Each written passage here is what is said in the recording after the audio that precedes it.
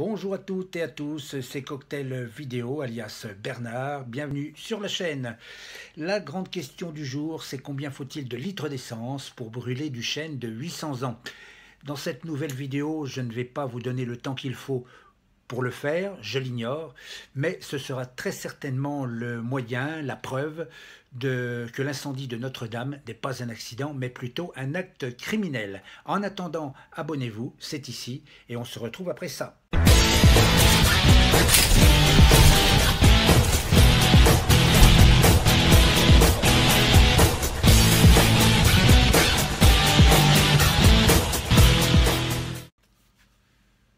De retour pour la suite sur l'incendie de Notre-Dame.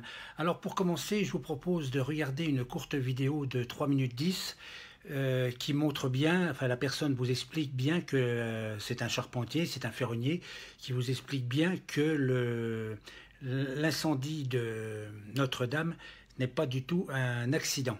Voilà, c'est tout de suite. Je fais cette petite vidéo pour vous prouver que ce qui s'est passé à Notre-Dame de Paris, c'est pas accidentel. Parce que moi, un nombre d'artisans que je connais autour de moi, de charpentiers, de maçons, qui sont du même avis que moi, des ferronniers, dire qu'on ne connaît rien au feu, qu'on se prend pour Hercule Poirot ou je ne sais quoi. Faut savoir une chose, c'est que nous les forgerons, on travaille avec le feu tous les jours. Donc quand on vous dit que c'est pas possible de faire prendre du chêne de 800 ans, de 400 de diamètre, en un quart d'heure, une forêt entière, je vous le dis que c'est pas possible, c'est que c'est pas possible. Il n'y a pas besoin de sortir de Saint-Cyr ou d'être pompier, chef de pompier pour vous dire ça. Voilà, il a fumée jaune qui s'en est dégagé, il y a un combustible derrière tout ça. C'est foutu à l'essence. Moi, je vais vous prouver ça. Ça, c'est un morceau de chêne qui a, allez, on va dire, il est tout neuf, il doit avoir quoi? Il a été découpé il y a 6 ou 7 mois. D'accord? Il est pas très sec. La preuve, c'est la forêt. Je m'en sers de cale pour la ferraille. Voilà. Donc ça, c'est un morceau de chêne. Je vous fais une petite démo. On va voir combien de temps il met pour brûler. En sachant qu'il n'a pas 800 ans et que c'est un morceau de chêne, mais ridicule. Allez.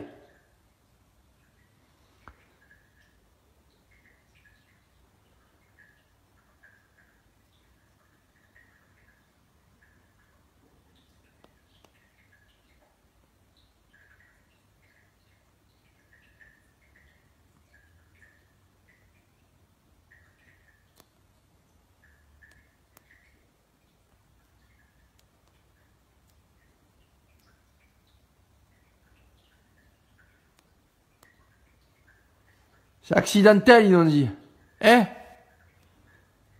Voilà. Hercule Poirot. Pas qu'ils prennent les gens pour des cons. Bête indisciplinée. Faites les mêmes expériences à la maison. Quand vous brûlez une bûche de chêne, on a tous une cheminée à la maison. Quand vous brûlez dans une cheminée, une bûche de chêne de 400 de diamètre, elle met combien de temps à se consumer? Elle met 5 à 6 heures, d'accord? Elle chauffe pendant toute la nuit.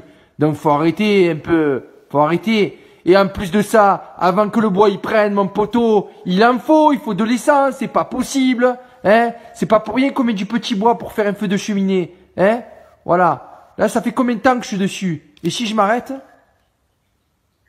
Regardez. On est d'accord ou on n'est pas d'accord? Il est où le feu? Il est où le feu? Il est où le feu? Voilà. D'accord? D'accord? Je vous garantis qu'il n'est pas brûlé là. C'est juste la surface. C'est la surface. Regardez. Je vous montre.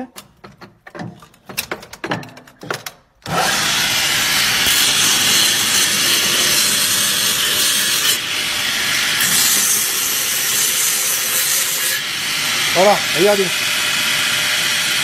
Vous voyez ou pas?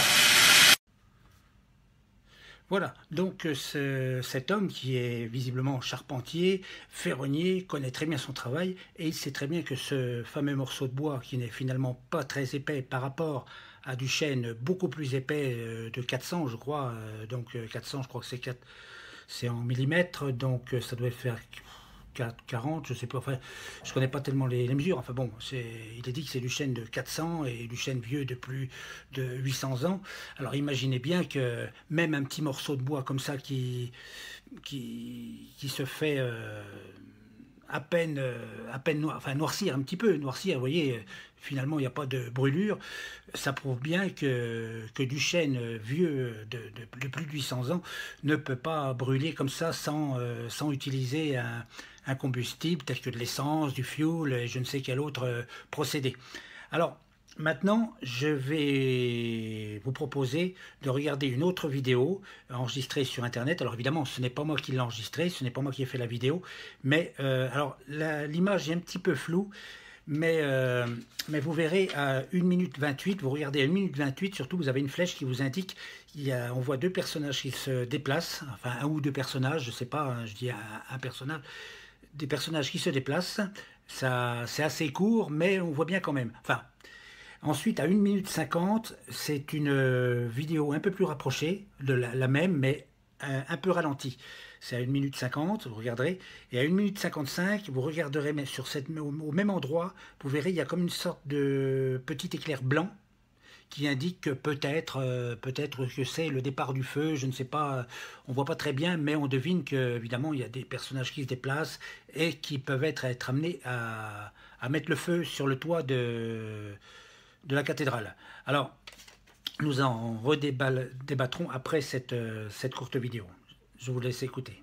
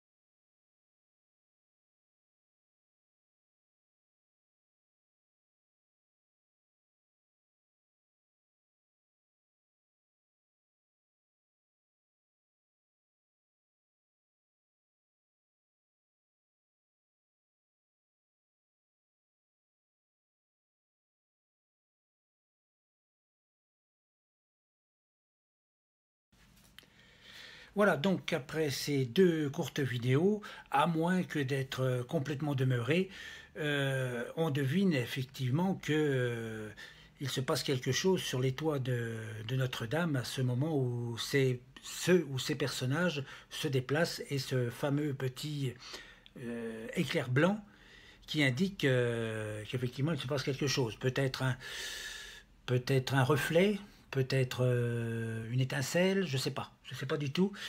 Mais en tous les cas, je persiste et je signe en disant que l'incendie de Notre-Dame, c'est du voulu, c'est magouillé, c'est préparé, c'est minutieusement préparé. Parce que la cathédrale, normalement, d'après ce qu'il s'est dit, moi je n'ai pas été visiter la cathédrale ni les systèmes de sécurité, mais il paraît quand même qu'ils étaient quand même conséquents. Matière de sécurité, on ne rentrait pas comme ça. Voilà. Alors forcément, des gens bien intentionnés, avec des passe-droits, pouvaient très très bien pénétrer la nuit et préparer cet incendie. Alors, qui l'a fait? Bon, ben, l'enquête le déterminera, mais le problème, c'est que, comme on sait que les policiers sont tenus au secret professionnel, évidemment, si il y en a certains qui sont dans le lot, qui ont fomenté cette, cet incendie, qui ont préparé, commandité par l'élite, hein, évidemment, on ne saura peut-être jamais qui l'a provoqué. En tous les cas, bon ben, il se passe quand même de drôles de choses. Des milliardaires, alors je ne sais plus les noms, hein, certains Arnaud, je ne sais plus trop quoi, enfin je sais même plus son prénom, propose 200 millions d'euros, 200 milliards, je ne sais plus quoi, enfin bref, c'est des sommes colossales. Mais alors, est-ce que par hasard on ne se foutrait pas un petit peu de notre gueule? Le pape, est-ce qu'il s'est manifesté? Est-ce qu'il a déploré quelque chose? Ou alors j'ai zappé, je sais pas, ou alors je suis complètement idiot. Le Vatican, c'est quand même le plus concerné, hein. Le Vatican n'a pas levé le petit doigt, hein. C'est aussi le Vatican, il faut savoir un truc, c'est quand même l'État dans l'État le plus riche, le plus riche. C'est des milliards qu'ils ont en leur possession. Alors pourquoi est-ce qu'ils ne se manifestent pas pour financer les éventuels travaux de Notre-Dame? C'est quand même particulier. Alors ça plus ça, plus ça, plus ça prouve bien que quelque part il y a de la magouille pour remonter le taux de popularité de l'autre zigoto, hein, que je n'ai pas cité encore parce que plus je le cite, plus j'ai envie de lui foutre mon poing sur la figure, hein, en restant correct, parce qu'il n'est pas question pour moi d'aller le frapper et après qu'il porte plainte. Mais enfin, de toute façon, un jour ou l'autre, rappelle-toi Manu, hein, rappelle-toi ce que je t'ai dit. Un jour, tu vas tomber, tu vas être arrêté, tu vas être jugé, hein, ainsi que tous tes acolytes, hein. Je te préviens. Mais ça te pend au nez comme, tu vois, t'as une épée de Damoclès au-dessus de la tête, hein. Et ça, un jour, quand l'épée va tomber, je te promets que tu vas morfler, mon gamin. Oui, parce que t'es un gamin, t'es un petit con pour moi, t'es un petit merdeux, hein, bon. Sauf le respect que je te dois, hein, d'accord? Parce que je veux pas qu'il soit dit que j'ai insulté. Hein, mais voilà, en tous les cas, et puis au fait, j'avais demandé justement à Castaner, là, je crois que c'est lui, de venir me trouver, hein, les mains dans les poches, sans armes, sans... est-ce qu'il est venu? Il est venu me trouver tout seul? J'ai bien dit tout seul, parce que forcément, à 10 contre moi, c'est sûr, je ne vais pas faire un pli, hein. Non, mais il n'est pas venu, hein. Alors méfiez-vous, les gars, méfiez-vous. Méfiez-vous, je ne suis pas un surhomme, hein, je ne suis pas un surhomme, mais méfiez-vous bien d'autres personnes et de moi aussi, parce que méfiez-vous, c'est tout ce que je peux vous dire. Alors, je vais en revenir très brièvement, parce que je ne vais pas faire une vidéo de 2 heures pour rien, finalement, pour ne pas faire avancer les choses, parce que évidemment, je sais qu'il y a des gens qui vont me dire « Ouais, tu nous fais chier avec tes vidéos, t'es un con, ceci, cela. » Bon, bah ces gens-là, de toute façon, je vais les ignorer et puis éventuellement, je vais les bannir parce que de toute façon, je ne veux pas me laisser emmerder par des cons. Je veux pas non plus, dans cette vidéo, et j'en profite pour le dire, que je ne veux pas me laisser Je veux pas qu'on dise, voilà, ah ben il a dit du mal des Arabes, il a dit du mal des Américains, il a dit du mal de ceci, de cela. Non, je répète, je suis athée et je ne suis pas contre la religion. Je n'ai pas de religion moi-même, mais que vous ayez une religion, vous êtes libre. Mais au moins, l'ethnie, le pays, les gens d'un pays quelconque qui viendront me faire chier, je serai raciste avec eux, parce qu'ils sont venus m'emmerder. Mais autrement, les autres, ils peuvent éventuellement peuvent être des amis. Je ne suis pas raciste. N'allez pas dire ce que j'ai dit, il a dit ça, ouais, c'est un raciste, vous allez me montrer du doigt. Non, non, non, non, non. Niet. Je dis simplement que en voyant une petite... il y a aussi une autre vidéo qui circule, c'est pour ça que je voulais en venir à ça, ce truc-là. Il y a une petite vidéo qui circule, elle est un peu floue aussi. On voit un personnage, alors d'aucuns diront que c'est un personnage en gilet jaune, d'autres vont dire qu'il est en djellaba, enfin peu importe son habillement, mais enfin il se déplace dans une des coursives, c'est très court, hein, c'est remis en boucle 2 ou 3 fois, et on voit qu'il se déplace dans une des coursives, enfin je ne sais pas si ça s'appelle comme ça, de la cathédrale. Et juste derrière, on voit effectivement qu'il y a le feu. Alors, est-ce que c'est un des pompiers? On ne voit pas très bien. Est-ce que c'est un pyromane? Qui est ce fameux personnage? Qui sont plutôt les deux personnages de la vidéo que je vous ai présentée précédemment? L'enquête le dira ou ne le dira pas, vu que les policiers sont au secret professionnel. Enfin, en tous les cas, je ne dis qu'une chose, c'est que c'est criminel et non pas accidentel.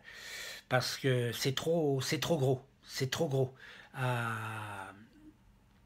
Au moment où, comme par hasard, Macron devait parler, peut-être bêtement ou intelligemment, enfin ça peu importe, de toute façon, c'est comme ça, bizarrement, il se passe quelque chose.